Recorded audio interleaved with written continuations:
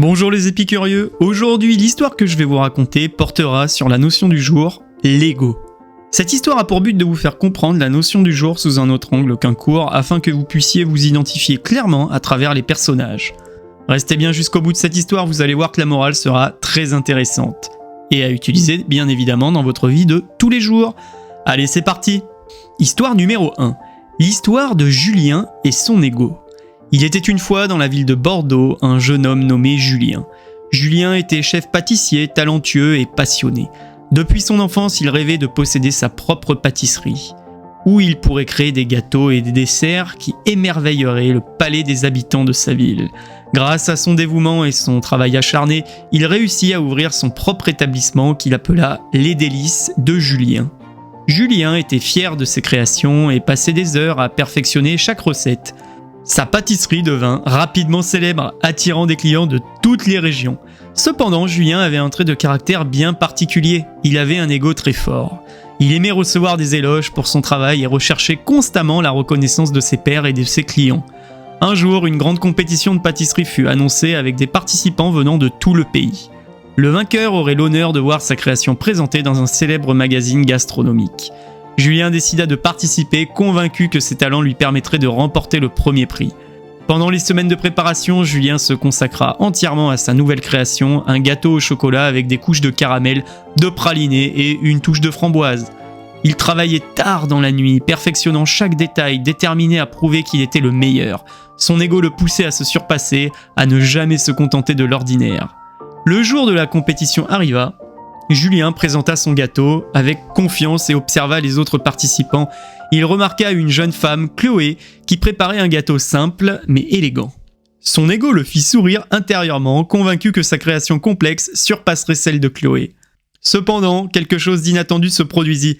Pendant que les juges goûtaient les différentes créations, Julien vit Chloé discuter avec les autres participants, les encourageant en partageant les astuces.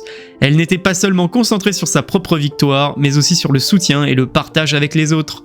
À la fin de la journée, les résultats furent annoncés, Julien et Chloé se retrouvèrent en finale, leurs gâteaux étaient les deux meilleurs de la compétition.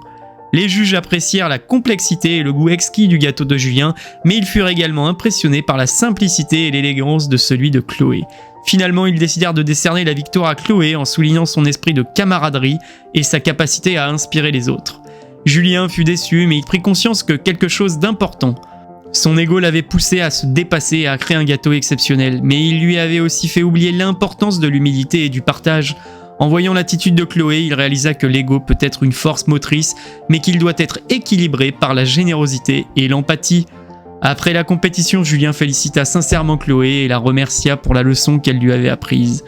De retour à sa pâtisserie, il décida de changer son approche. Il continua à perfectionner ses créations, mais il commença aussi à partager ses connaissances avec ses apprentis et à encourager de jeunes talents. Son ego devint une source d'inspiration et de motivation pour s'améliorer, tout en cultivant un esprit de communauté et de collaboration. Les délices de Julien prospérèrent encore davantage, devenant non seulement un lieu de dégustation de desserts exquis, mais aussi un centre de formation et d'inspiration pour des pâtissiers en herbe. Julien comprit que son ego, lorsqu'il est bien géré, pouvait être une force positive, le poussant à exceller, tout en restant ouvert et généreux avec les autres.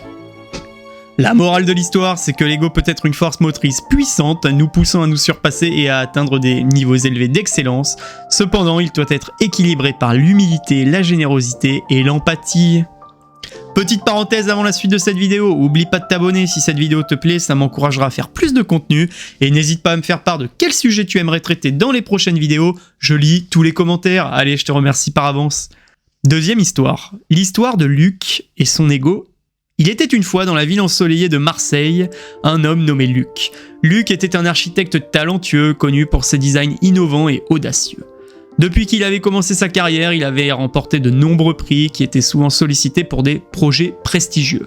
Luc avait un ego fort et était convaincu de sa supériorité professionnelle. Un jour, il reçut une commande pour un grand projet, la construction d'un nouveau centre culturel au cœur de la ville.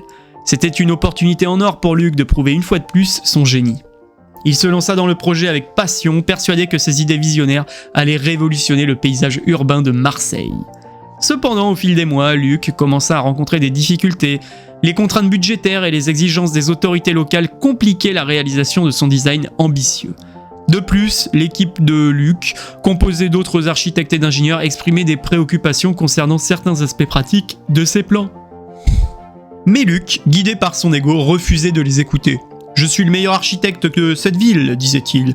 Mes idées sont parfaites, vous devez simplement les exécuter. » Cette attitude créa des tensions au sein de l'équipe. Les membres se sentaient dévalorisés et démotivés, la communication devint de plus en plus difficile.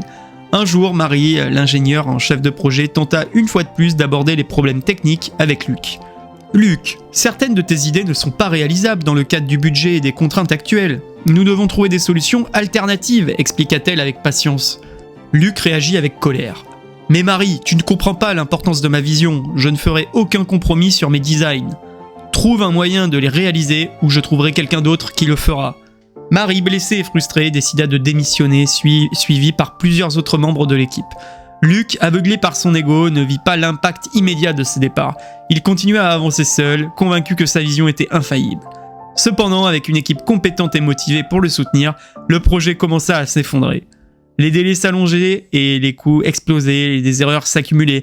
Les autorités locales, mécontentes de l'avancement du projet, décidèrent finalement de le retirer à Luc et de le confier à un autre cabinet d'architectes.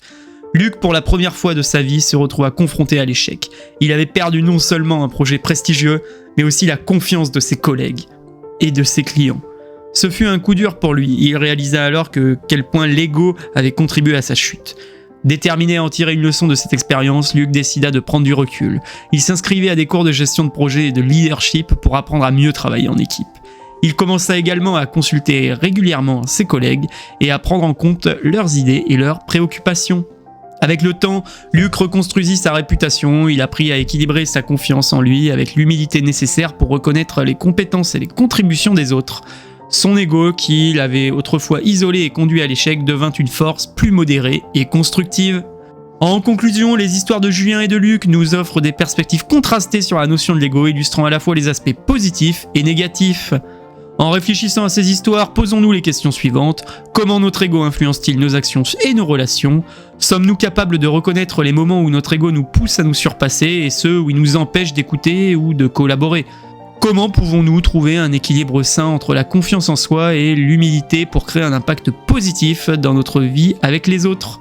Ces réflexions nous invitent à reconsidérer notre approche de l'ego et à chercher des moyens de l'intégrer de manière constructive et harmonieuse dans nos interactions quotidiennes.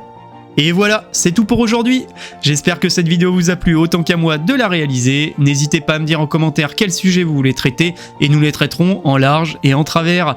Si vous avez aimé cette vidéo et que vous ne faites pas encore partie de la famille, je vous invite à vous abonner dès maintenant et à activer les notifications pour ne rien rater des prochaines publications.